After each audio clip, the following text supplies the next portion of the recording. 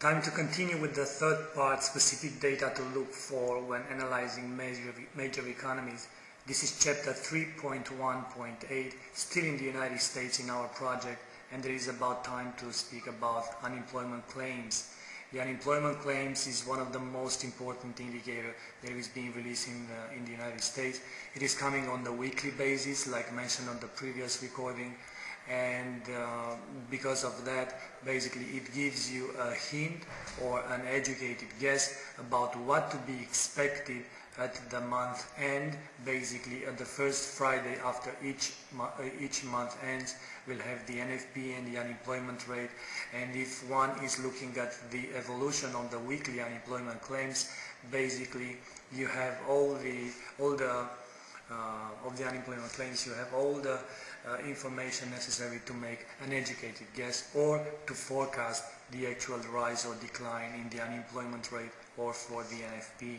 Now, unemployment claims show the number of individuals that file for unemployment benefits for the first time. So once again, for the first time. This is a first year data due to the importance of job creation in any economy. And what does it mean? Because job creation is directly linked to consumer spending. And if the consumer, not only in the United States but all over the world, if the consumer it is not spending, then we have a problem with the overall economy. Because once again, consumer not spending, then you do not actually have sales. If you do not have sales, you have inventories. If you have high levels of inventories, then you do not have production. Then if you do not have production, then you do not have jobs, and so on and so forth. So a high level of employment, or the lower the unemployment claims, the better for the economy.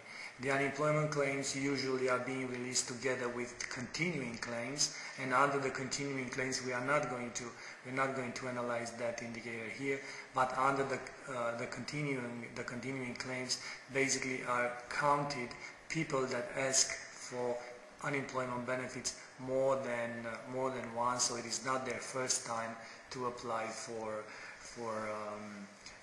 unemployment. It is an overall indicator of economic health. It is released basically on a Thursday, but you'll see that a bit later. Tends to be a lagging indicator because it refers to the data on the previous week, so it is being released on each Thursday during the trading week at 12:30 GMT, but it refers to the data that ended last.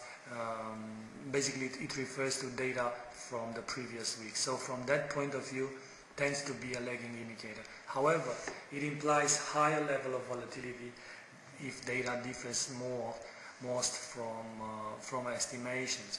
Why? Because with the central banks pegging all the unemployment rate to the tapering of the quantitative easing or to the ending of the quantitative easing, not necessarily to the increase in rates, but to the ending of the quantitative easing, that means lower level of unemployment claims should imply lower level of unemployment rate, and if the unemployment rate reaches the 6.5%, which is the target for the Federal Reserve in the United States, then the stimulus will be removed from the markets, and there you go. That would be a sign of tightening of economic policies, and this is hardly influencing currencies all over the world, and not only in the United States. The release date for the unemployment claims is coming basically on the weekly basis, like we've discussed earlier, 5 days after week ends, usually on Thursday. Why usually on Thursdays? Because sometimes when you have a public holiday and something like that, then they are being released on Wednesdays or on Fridays, but usually they go on Thursday. So they are released each Thursday, 12:30 GMT, during the North American session. So basically, right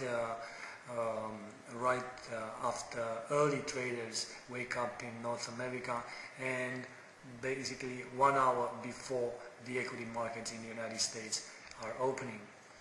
If the data to be released is coming lower than estimated, then this is a positive, this should be viewed positive for currencies. But if the data is higher than estimated, this normally should have a negative impact for the currency.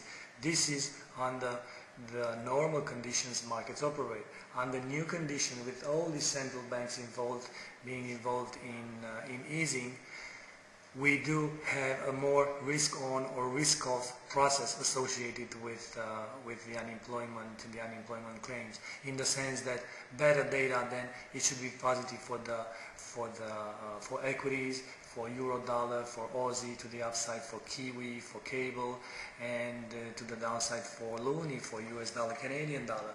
And the negative or risk off should be lower equities, lower euro dollar, lower Kiwi, lower cable, and higher US dollar, Canadian dollar. So it's not necessarily viewed as positive and negative for the currency, but as positive and negative for the risk-on, risk-off correlations that are going on in the FX world.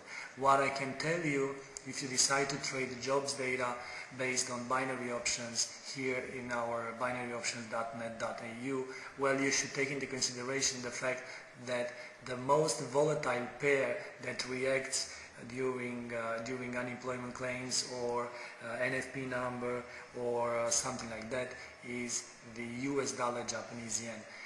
Highly sensitive to anything that is related to job creation is the US dollar Japanese yen. So keep that in mind. If you want to trade quick options like 60 seconds options or options with expiry time extremely short, then that kind of pair, US dollar Japanese yen, around jobs data to be released should be treated. Now, the unemployment claims under our project, you know that we are looking at the past 6 month data, and the unemployment claims is coming on the last 6 weeks. We are taking into consideration here, and as you can see, it is the number of people that look for unemployment claims for the first time in thousands, and starting from February till July, you have 325 more people that looked for unemployment claims in February. Then, as you can see, you might say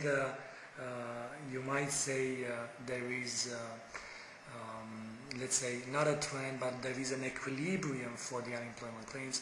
Normally, the lower the claims, the better for the economy and the better for the unemployment rate. So as you can see, for the last 2 months, for June and July 2013, we have, let's say, a beginning of a trend.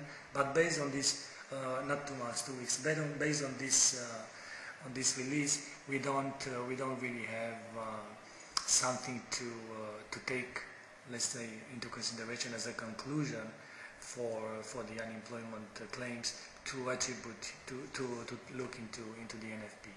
Now, this is about unemployment claims. The next recording will deal with another indicator. This is the ISM non-manufacturing PMI. So stay tuned for going into one of the most important indicators of them all in the United States, and not only the ISM non-manufacturing PMI. Why non-manufacturing PMI?